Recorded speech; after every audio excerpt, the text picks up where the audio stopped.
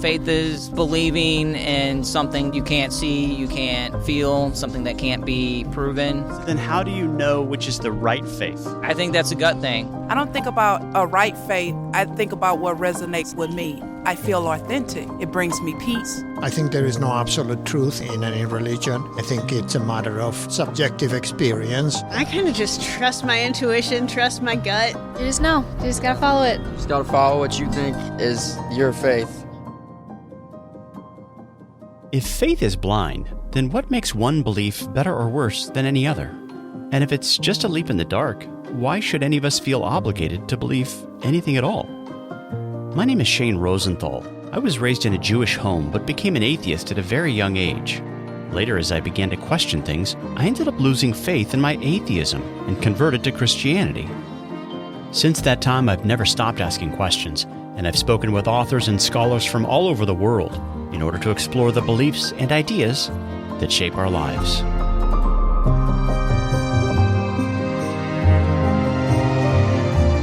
Over the years, one thing I've concluded is this: we're all believers. But because there are so many conflicting ideas and worldviews out there, we just can't all be right. So how do we find the truth? On this podcast, we'll start by asking questions. I'm really just trying to figure out what I believe right now.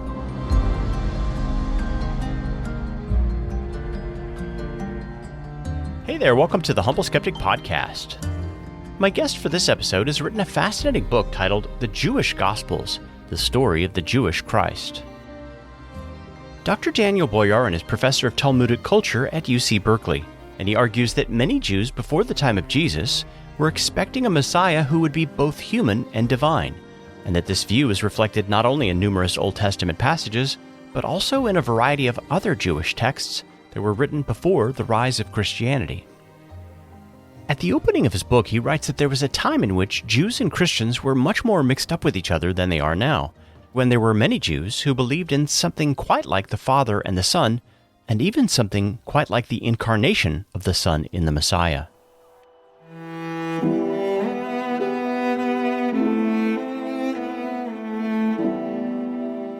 The argument is fairly straightforward.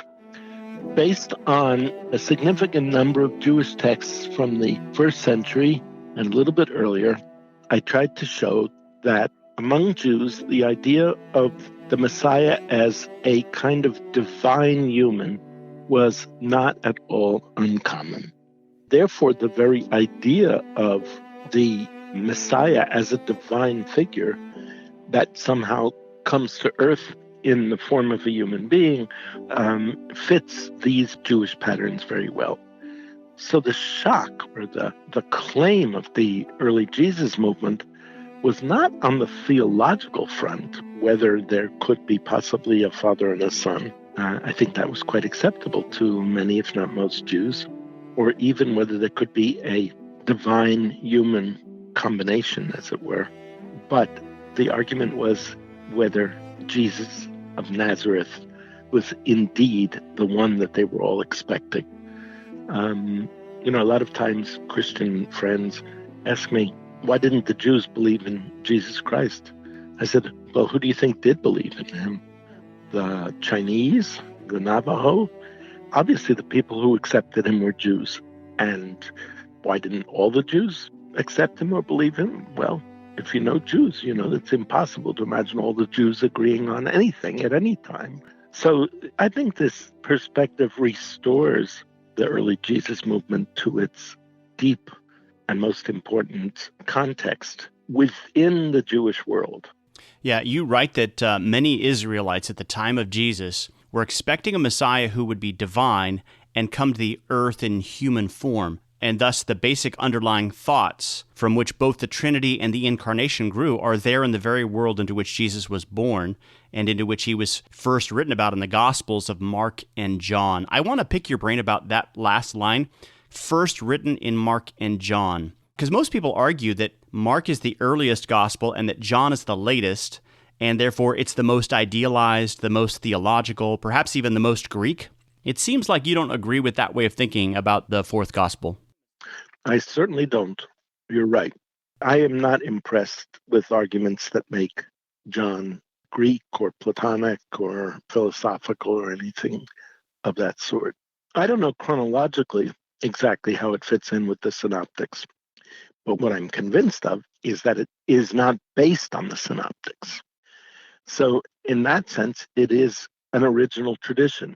John is itself an independent foundational text. So that's why I talk about Mark and John as being both foundational. You wrote an essay that was published in the Jewish Annotated New Testament titled Logos, a Jewish Word. And by Logos there, of course, you're referring to the opening words of John's Gospel. In the beginning was the Word, and that word in Greek is Logos. And mysteriously, that Word of God is somehow also God there in the opening prologue. And so many people have argued that the author of this text is borrowing concepts from Platonic philosophy, perhaps as an apologetic to a Greek audience. But you argue, no, that word is actually a Jewish concept. Can you go into that a little? Yeah.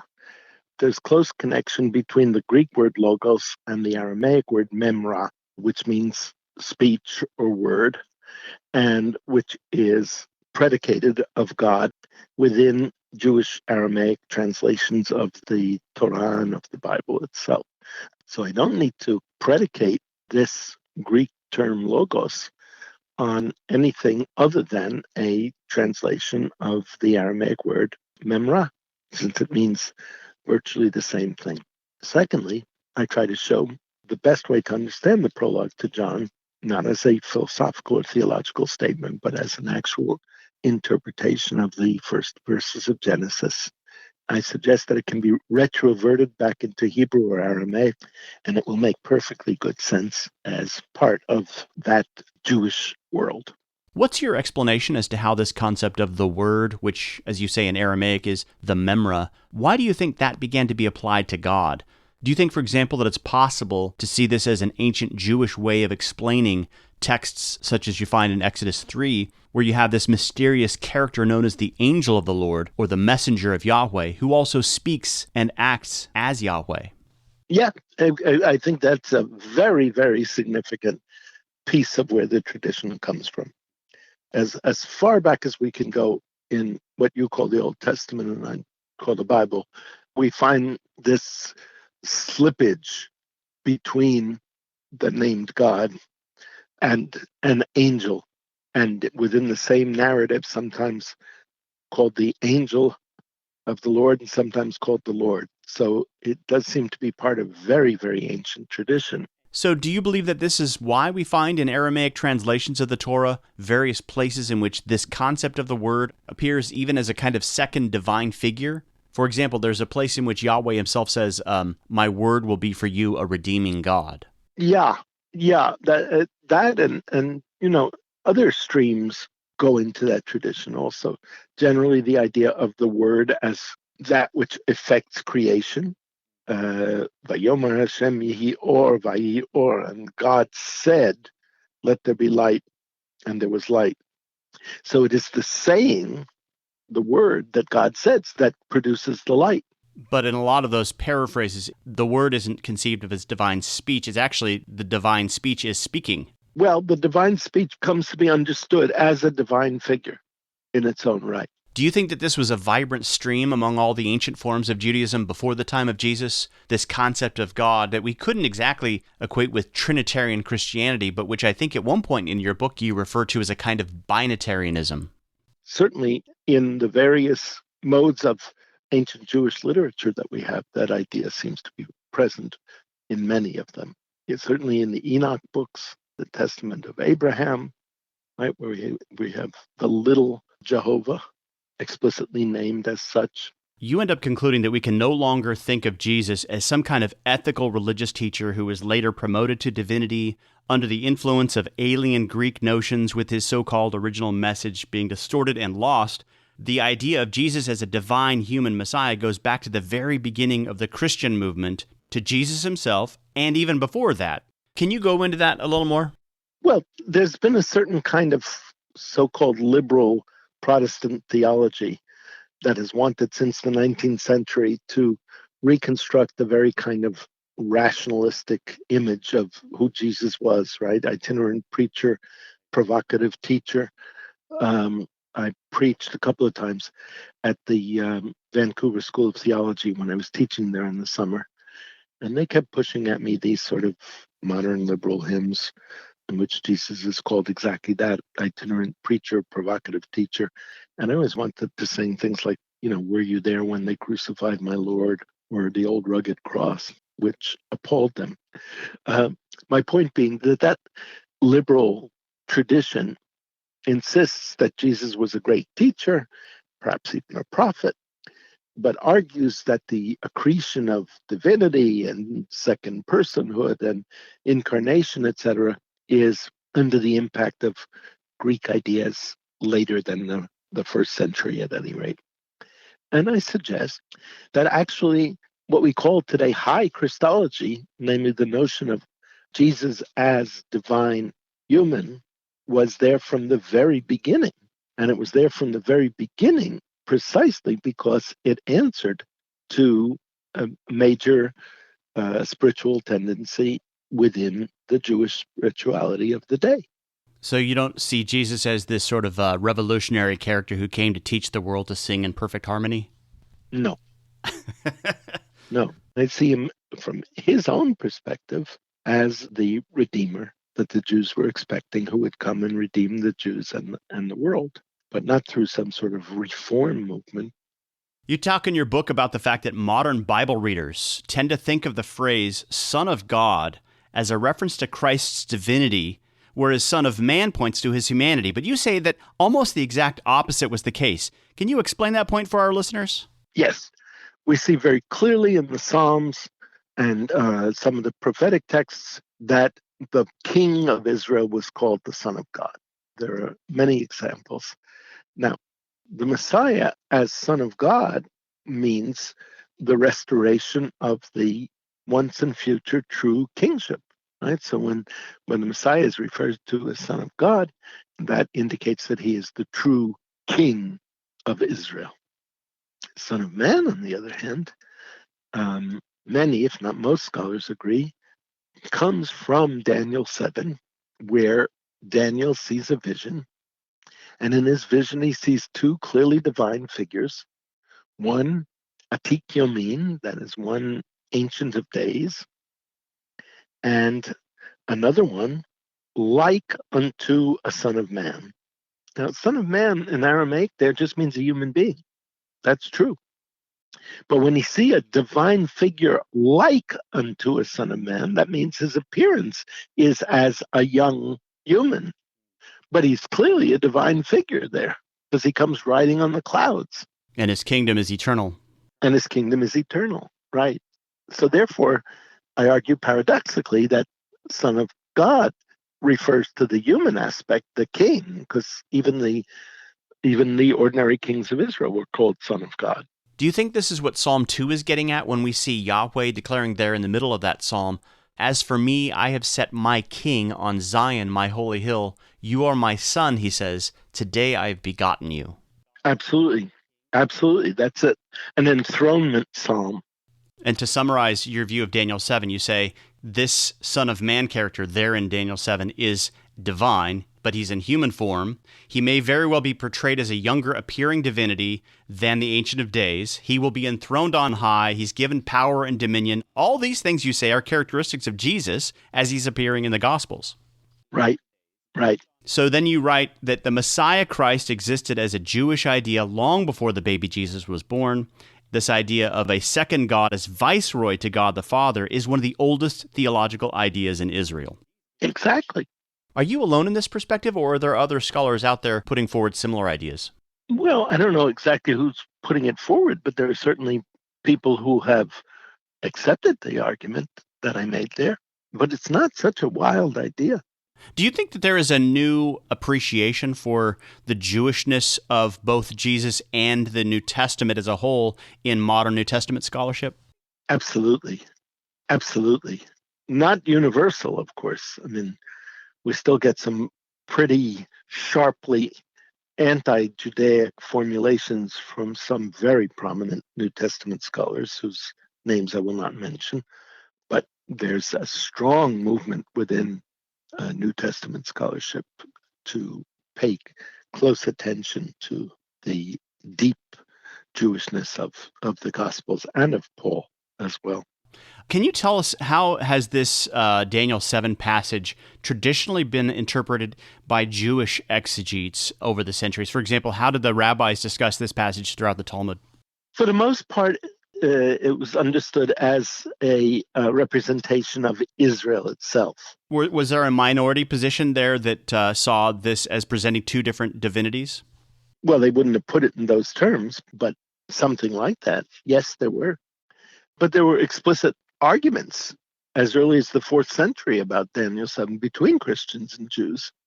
You talk about the famous suffering servant passage of Isaiah 53, and you interact with a common Jewish interpretation that says it refers allegorically to the suffering of Israel herself, but you say that there's also another way to look at that passage.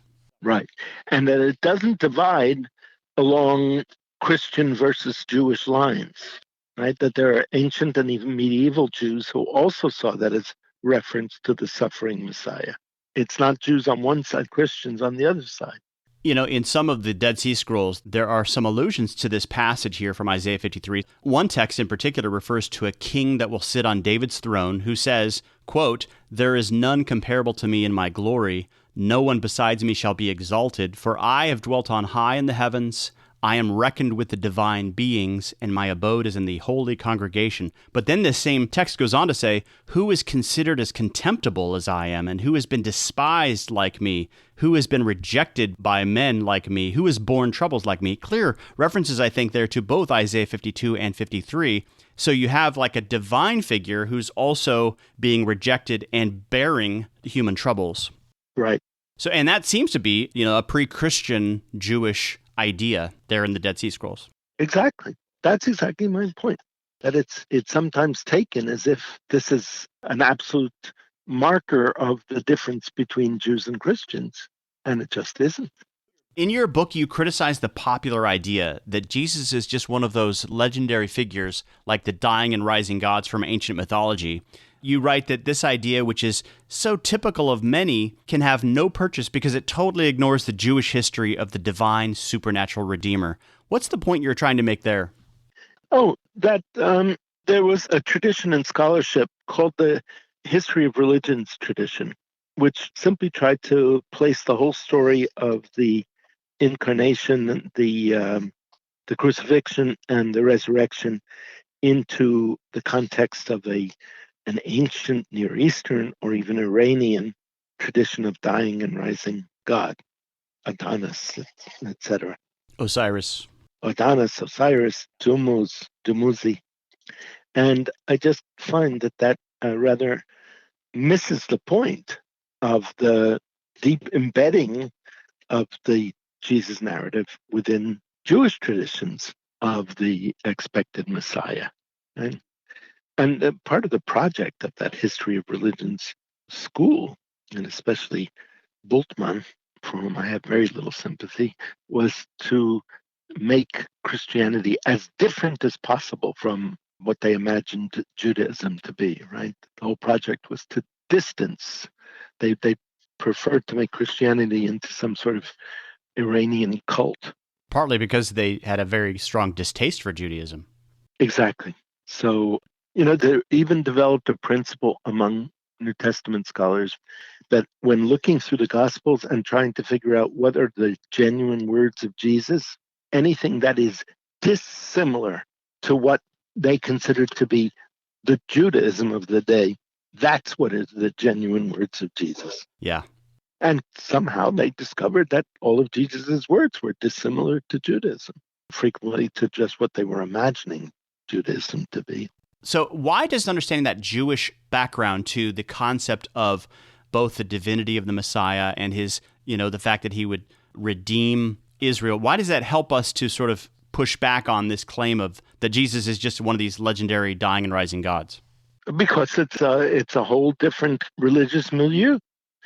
The Jewish narrative of a second divine figure of one sort or another, Nicene or not, who becomes in some form humanized, right, but still remains divine and comes and redeems the world, just has very little to do with those sort of vegetation deities, right? After all, the dying and rising God is a kind of vegetation God, right? It's like asparagus that dies and comes back. And they also come back in the netherworld. They never sort of embody a resuscitated corpse and start walking around Egypt somewhere. I don't actually know that. That may very well be the case. Yeah. So you conclude your book by saying that the very moments that we take to be the most characteristically Christian as opposed to Jewish, the notion of a dual Godhead with a Father and a Son, the notion of a Redeemer who himself will be both God and man, or the notion that this Redeemer would suffer and die as a part of the salvation process, at least some of these ideas, you say, have deep roots in the Hebrew Bible. Exactly. Sometimes when I want to be a little provocative, I refer to the text of the New Testament as evidence for a very conservative version of Judaic belief that was reformed or changed during the rabbinic period by the rabbis.